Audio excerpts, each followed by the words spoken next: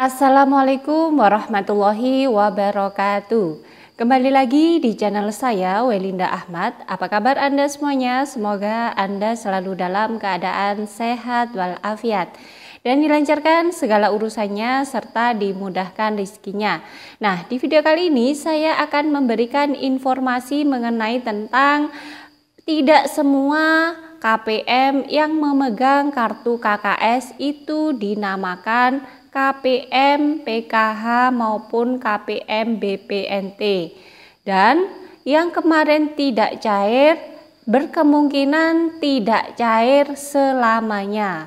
Kenapa seperti itu? Nah, mari simak video ini sampai habis, jangan di skip agar tidak menimbulkan gagal paham. Dan bagi Anda yang baru bergabung di channel ini, saya ucapkan selamat datang dan terima kasih. Saya mohon dukungannya kepada Anda semua untuk terus dukung channel ini dengan cara klik tombol subscribe, aktifkan notifikasi loncengnya agar Anda mengetahui setiap saya mengupdate info-info terbaru. Kemudian jika Anda suka, silakan di like dan di share ke berbagai media sosial Anda. Nah, baik sahabat YouTube, di sini ada informasi yang sangat menarik bahwasanya tidak semua KPM yang memegang kartu KKS merah putih atau yang biasa disebut ATM itu dinamakan dengan KPM PKH atau BPNT lagi. Nah, artinya seperti apa ya? Apakah mungkin akan dicoret bagi yang tidak cair-cair? Dan apakah memang ada kemungkinan yang tidak cair-cair itu tidak akan cair lagi di tahap-tahap selanjutnya? Mari simak video ini hingga habis. Nah, sahabat YouTube, patut Anda ketahui bahwasanya kemarin di kabupaten kami telah melakukan rapat koordinasi di wilayah zona 2 dikarenakan Kabupaten Banyuwangi ini sangat luas, maka dibagilah menjadi 2 zona. Nah, di rapat tersebut membahas tentang beberapa item yang salah satunya ini sangat menarik sekali bahwasanya KPM sekarang itu tidak semuanya yang memegang kartu KKS dinamakan KPM PKH lagi maupun KPM BPNT lagi. Nah, di sini saya akan menerangkan beberapa poin penting yang dibahas dalam rapat tersebut. Yang pertama adalah itu tadi ya sahabat YouTube, KPM saat ini tidak semua yang memegang kartu KKS merah putih adalah disebut KPM PKH maupun KPM BPNT. Yang disebut KPM saat ini adalah KPM yang di SK-kan di SP2D terakhir. Jadi yang dimaksud seperti ini sahabat YouTube. Apabila nama Anda di tahap yang kedua ini ada di SP2D, maka Anda masih dinamakan KPM PKH maupun KPM BPNT. Namun apabila di tahap yang kedua ini, tahap yang terakhir SP2D-nya turun ini, nama Anda tidak ada, maka dengan sangat hormat Anda tidak lagi menjadi KPM PKH maupun KPM BPNT. Jadi bisa diartikan yang sekarang itu tidak cair bantuannya, maka di kemungkinan depannya akan tidak cair lagi bantuannya. Jadi sahabat YouTube, di sini bisa dimengerti ya, mana yang disebut KPM dan mana yang sudah tidak disebut KPM. Jadi yang disebut KPM PKH maupun KPM BPNT adalah nama yang sudah di SK-kan dan masuk di SP2D di tahap yang terakhir ini saja. Jadi misalkan kalau nama Anda ada di SP2D, maka Anda masih bisa dinamakan KPM PKH maupun KPM BPNT.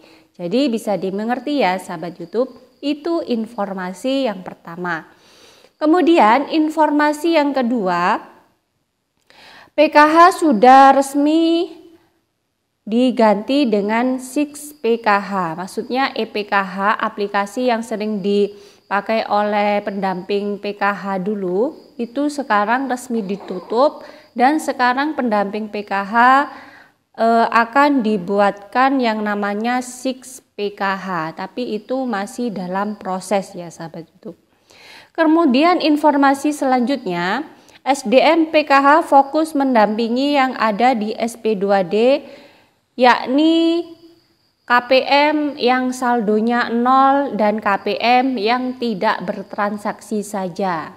Jadi sekarang para pendamping PKH itu sudah tidak menaungi KPM yang tidak cair sahabat YouTube.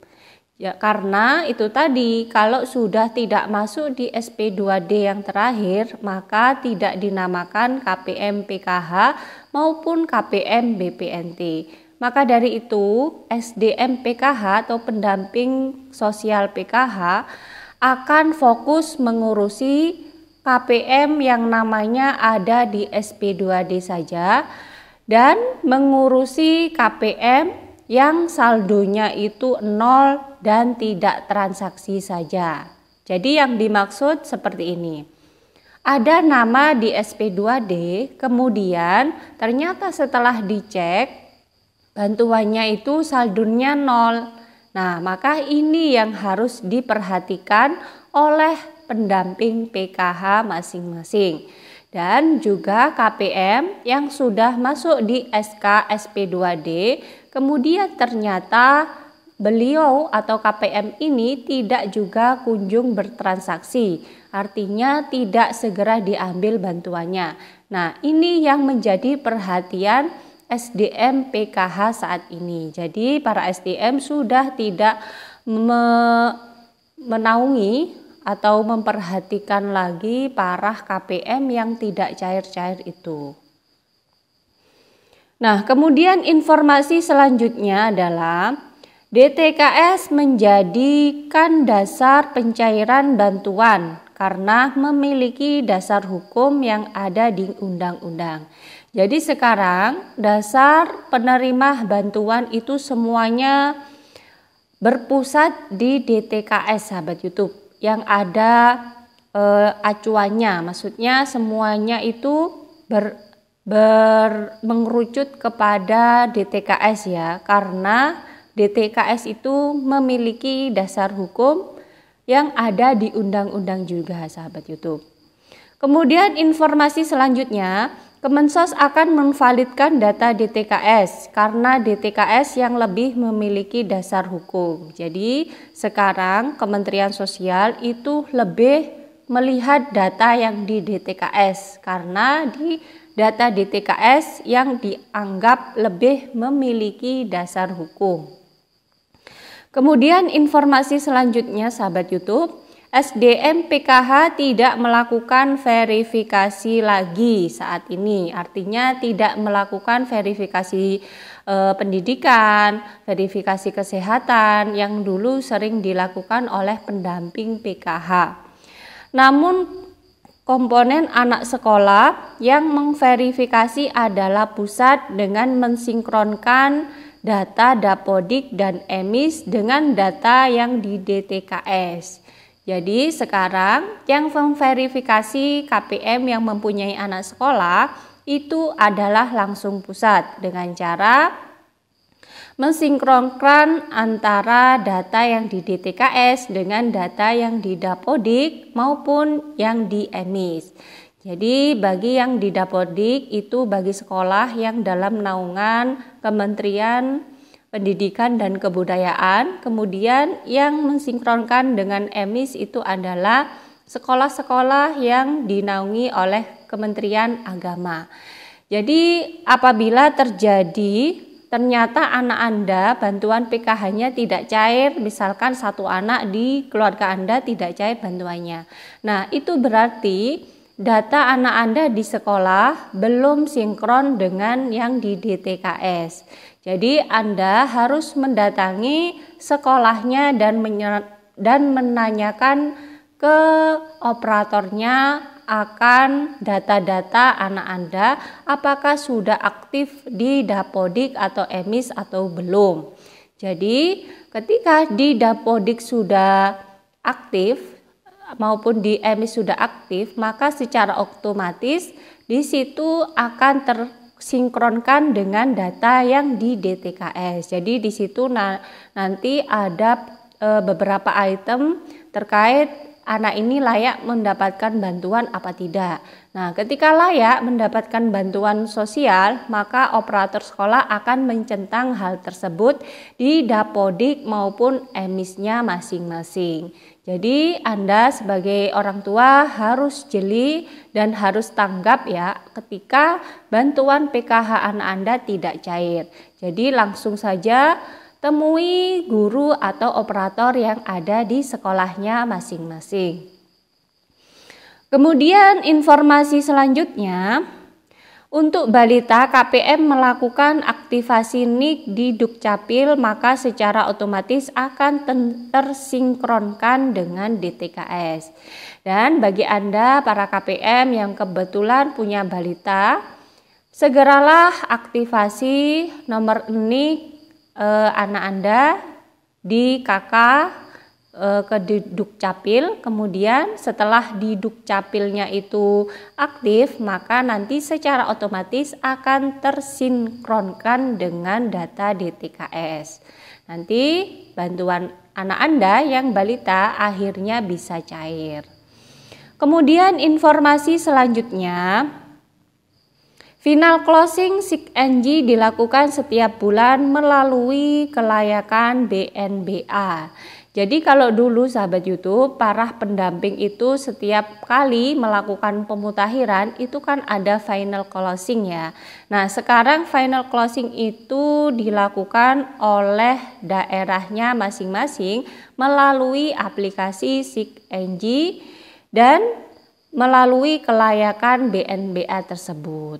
Jadi dilakukan setiap bulan sahabat YouTube. Informasi selanjutnya, setiap finalisasi data harus ada berita acara atau SK dari Bupati atau Wali Kota. Jika Kabupaten atau Wali Kota melakukan pembaruan di DTKS, maka harus ada SK dari Bupati atau Wali Kota. Jika tidak ada SK dari Bupati atau Wali Kota, maka DTKS-nya tidak akan diperbarui oleh Pusdatin. Jadi bisa dipahami ya sahabat YouTube, setiap finalisasi data atau perubahan data di DTKS yang dilakukan oleh daerah masing-masing, khususnya oleh pemerintah desa atau kelurahan masing-masing, itu harus ada SK dari Bupati, SK tanda tangan maupun wali kotanya masing-masing. Jika tidak ada SK-nya, maka pihak Pusdatin tidak akan memperbarui data tersebut di DTKS-nya. Pemutakhiran bukan lagi kewajiban pendamping PKH, tapi dilakukan oleh pihak pemerintah daerah, yakni masing-masing desa atau kelurahan. Jadi sekarang yang melakukan pemutakhiran itu adalah pihak desa dan atau kelurahan setiap bulannya, bukan lagi pendamping PKH yang memutakhirkan data. Konsentrasi SDM PKH proses pendampingan, yakni pertemuan kelompok maupun FDS dan rekonsiliasi bantuan. Jadi sekarang sahabat YouTube, pendamping PKH itu hanya konsentrasi terhadap proses pendampingan. Artinya ya pertemuan kelompok, kalau tidak ya FDS itu tadi ya. Jadi dan rekonsiliasi. Jadi sekarang sudah tidak lagi verifikasi pendidikan, verifikasi kesehatan, sudah tidak lagi pemutakhiran.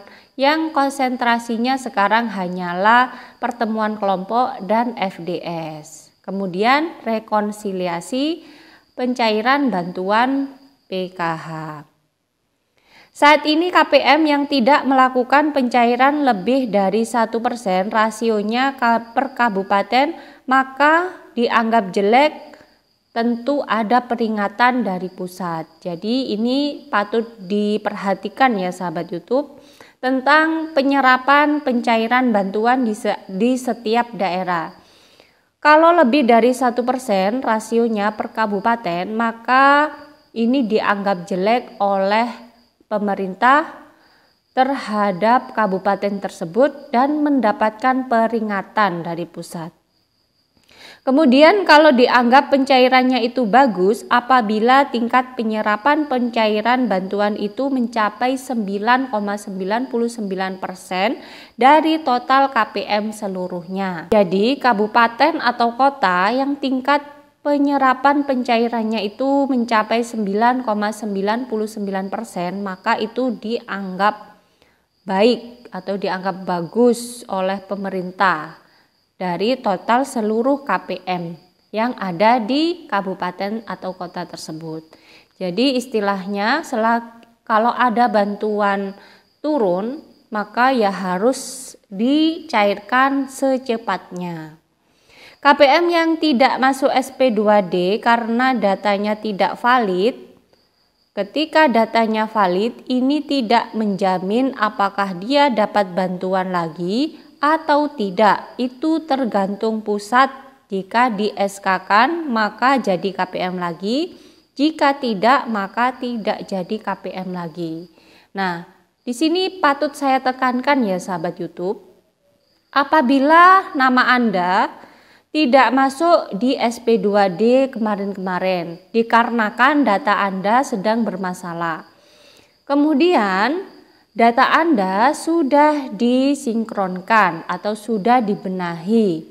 Nah, ketika sudah dibenahi masih saja bantuannya itu tidak cair, maka tidak menjamin Anda masih dapat bantuan PKH, BPNT atau tidak. Dikarenakan itu tergantung pusat. Jika di SK-kan ya maka Anda menjadi KPM lagi. Jika tidak di SK-kan di SP2D ya maka Anda tidak lagi menjadi penerima bantuan PKH maupun bantuan BPNT. Jadi misalkan KTP-nya yang kemarin bermasalah yang menyebabkan bantuan Anda tidak cair. Kemudian sekarang KTP Anda dibenahi. Nah, itu pun tidak menjadi jaminan Anda masih mendapatkan bantuan PKH lagi atau tidak. Bahkan mendapatkan BPNT lagi atau tidak, itu tidak bisa menjamin karena semua yang mengatur adalah pusat. Bantuan tidak diberikan selamanya, ada waktunya, maka KPM harus giat bekerja. Jadi di sini saya ingatkan lagi ya sahabat YouTube bahwasanya bantuan itu sifatnya tidak selamanya, ada waktunya. Jadi bagi Anda harus legowo apabila sudah tidak mendapatkan bantuan-bantuan lagi ya sahabat YouTube. Mari kita giat bekerja sehingga rezeki yang diberikan oleh Allah bisa mencukupi semua kebutuhan kita. Tidak lagi bergantung kepada bantuan-bantuan sosial dari pemerintah.